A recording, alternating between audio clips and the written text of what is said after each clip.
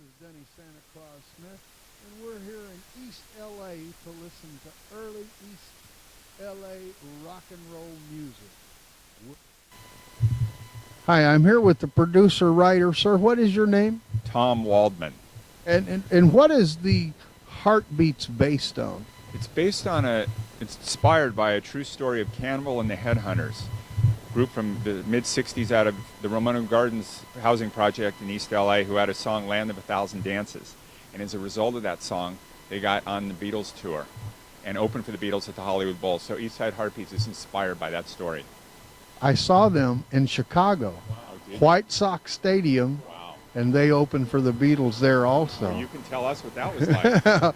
It was pandemonium. Okay. You couldn't hear anything. You could hear them a little bit because they appeared, before the Beatles. But the Beatles arrived in a helicopter out on second base, and from the second they spotted the helicopter, everybody, mostly young girls though, all you heard was a scream the rest of the day. You could not hear any Beatle music. But you could hear na, na, na, na, na. Did they write that song? They didn't write that song, but they interpreted it in their own unique way. They certainly did. I loved their version of it. The story is that the lead singer forgot the words. And so right there, spur of the moment, na, na, na, na, he made it up. That's it. They added that part to it. They did. That's interesting. I never knew that. I love that song. I was in a band at the time when we used to do it. And you, sir, what is your name? Kenna wrote it, yeah. My name is Steve Feinberg, and I'm directing this production of the show. And how long is the run going to be here? It's going to be a month, this run. We ran it for, January and February. Sold out. Sold out, and so we brought it back, and we'll see where it takes us. And you're doing weekends only? Friday, Saturday, two shows on Saturday, one show on Sunday, so 4 shows a weekend, yeah. Very good. What are the ticket prices? The tickets are $30 general, and then we have students in Boyle Heights, residents 25 and 20, and respectively. And yeah. So it's a pretty good deal for a show.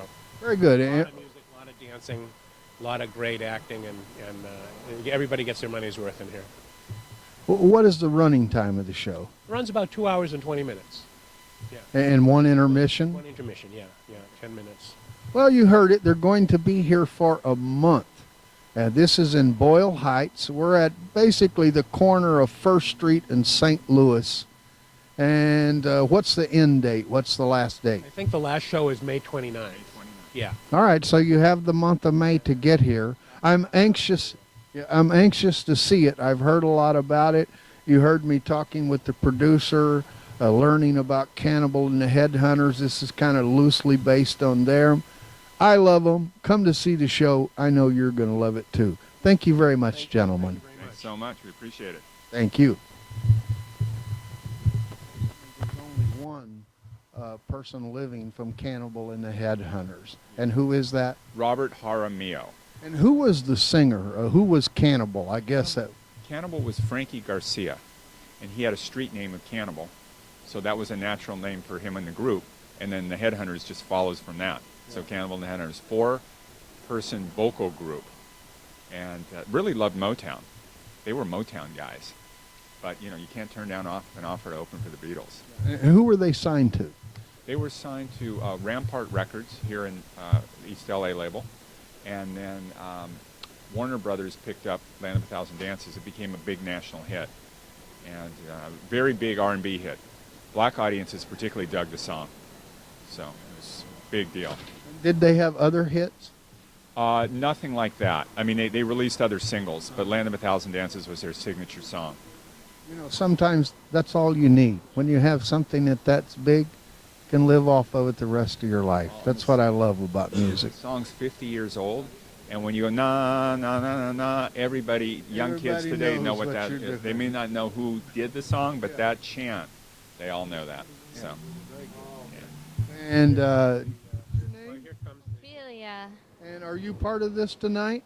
No, I'm a supporter. You're a supporter. Big fan. Very good. But I understand you are a singer? I am. And where could we see you work? What do you mean? Where would you be performing? Oh, I'm performing at a place called No Vacancy on May 17th. Very good. No, what city is that in? L.A. All right, you heard her. May 17th, no vacancy. I hope that's a true sign. I hope they're sold out already for your show. Thank you very much.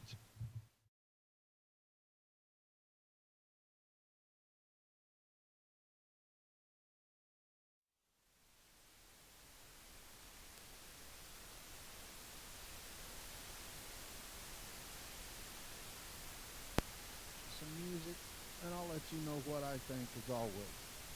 I'm ready to have fun. Are you?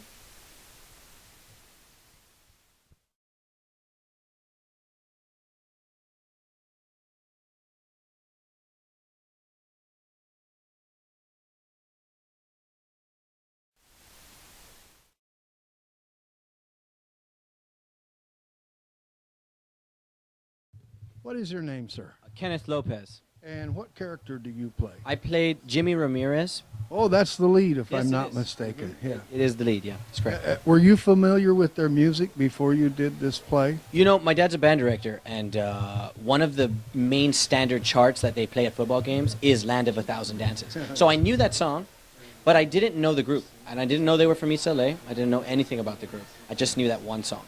Now, is this your first performance with them, or did you understand they did some performances last fall? Yeah, I was also a part of that as well. I played the same character, Jimmy. Okay, very good. And how long have you been acting? Oh, gosh, since I was in high school, I guess. I've been performing since I was a 2 kid. years, huh? No, gosh, no. I'm 21. Shouldn't give away my age. No, I've been performing since I was like 4 years old because I've been playing piano since I was 4 years old. My dad put me in piano lessons. My parents put me in piano lessons, basically. And my dad's very musical. He's a band director in high school, for a high school, you know, so music's in my blood. I was in band in high school, and then I started performing. I did a play, I did a musical, and it was great. It was like the best experience I ever had in my entire life, and I was like, I'm going to do this for a living. This is what I want to do. So I went to school I went to school in New York, and I went to school in LA as well, and now I'm here. I think I heard that line in the play. Yeah, that's true. Exactly. You know, struggling artist here. Is your dad still a band director? He is. He's been a band director 20 years, I think, 20 odd years. And where is he directing his band now? I'm from San Antonio, Texas. Maybe I forgot that. No, he's in San Antonio at a.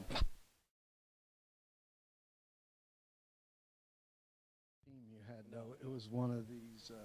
Like a side team. Or I something. forgot the name of them now. We had a team here in L.A. too. Right. With that. Yeah, LA doesn't. Steve Young was our quarterback. Oh no way. Yeah, and then he went to. I like basketball a lot more than football. But, Yeah. you know. Well, it's happening right now. So, Yeah, exactly. do you live here in L.A.? I do. I live in North Hollywood. North Hollywood. So that's north of Hollywood. Some people call it NoHo. No, exactly. Yeah, I've A been. lot of living- little theaters out there. Yes, a lot of. I live right in the arts district, actually, right across the street from the metro station. You know, so I'm right there, right exactly where the arts district is happening. There's little theaters lined up all across the street. So, yeah. Is there anything else you'd like to say about this play? Oh God, you know what? This play is really close to my heart. I think it's an important story, especially because it's happening here in Boyle Heights, and this is something that happened, you know, and not everybody gets to tell their story. You know what I mean? So for me to be, you know, being honored to tell this particular story about this one group who had a really major accomplishment is just really like amazing. You know? So please come out, please see it. It's a story about family. It's a story about love. Like, all hey, that's my wife. The play's over. That's right. The play's over. He liked her in the play. I saw that I part. definitely liked her in the play. I think he likes her in life. I know I do. Yeah, I think so too. What is your name? I'm Bernardita. Say that again. Bernardita Nazar. But people call me Bernie. Oh, Like Bernie It's a Sanders. beautiful name. I love the way it just kind of rolls off your tongue. And what is your character name? Teresa. And what part is Teresa? Teresa is Hal's girlfriend. Hal is the producer that gives the East Side Heartbeats their first chance to break through in the music industry. So it's like an important part because she is the connection between this like teenagers band rock band that didn't know they were talented, they were good, they wanted to do something, but they didn't know where to start, and the producer that can takes them to like the top, and she's the connection between them two. Now, is this a real person, or is this just written in for the play? Yeah, I think she's reading it for the play. She is fictional. Yeah. Well, you do an excellent job. Thank you. When did you start acting? I started acting when I was really little, but I was back home in Chile. I'm from Santiago, Chile. Yeah, I was part of the drama club in school, doing a lot of Chilean playwrights plays like Jorge Diaz and stuff like that. And I came here 3 years ago to study musical theater. And I graduated not very long ago. This is my first professional production. Well, that's amazing, because you did a very good job. Thank you. I'm really happy. It's Yeah, really I fun. enjoyed your acting and your singing. Thanks. Thank you so much. Thank you. Thank you. Yay. Okay, Hal. The evil producer. The evil producer, my boyfriend. He's not evil, because I like him for Well, he turned out to be very good, but for a while he was a little cruel in there. Not unlike producers in real life, I might add. Trying to keep it authentic, yeah. The bottom line is, what have you done for me lately, right? Right, exactly, yeah. What In this is- business, nothing has changed Yeah, since the 60s. See that? that's Nothing true. has changed. What is your name? Jordan Charles. I play Hal Fisher in the Eastside Heartbeats. I see. And did you know much about this story before you got this part? Not about. I mean, this is partly fictionally based on the group in this area called Cannibal and the Headhunters. When I came to audition for the role, I decided, okay, it sounded like a great homegrown musical theater production. I only learned about the actual story after I got involved, after I got cast. I talked to the writer Tom Waldman. I talked to Steve Feinberg, the director, to try to get some contextual analysis in terms of where they were coming from to kind of organically bring the story to life off the page. And then you start to see a lot of the real life representations of where a lot of these groups came from, and especially that particular group and what they went through, the highs and lows of the industry back in the 60s. And so much of this story, I mean, it has so much semblance to what's going on today. I mean, so much has not changed the music industry. Some of the mediums have changed, but the overall challenges are still the same. You've got to go up against, a wall. There's obstacles. There are people that are fiendishly looking to try to take a chunk out of you, and it's very, very difficult to stay true to your art, I think.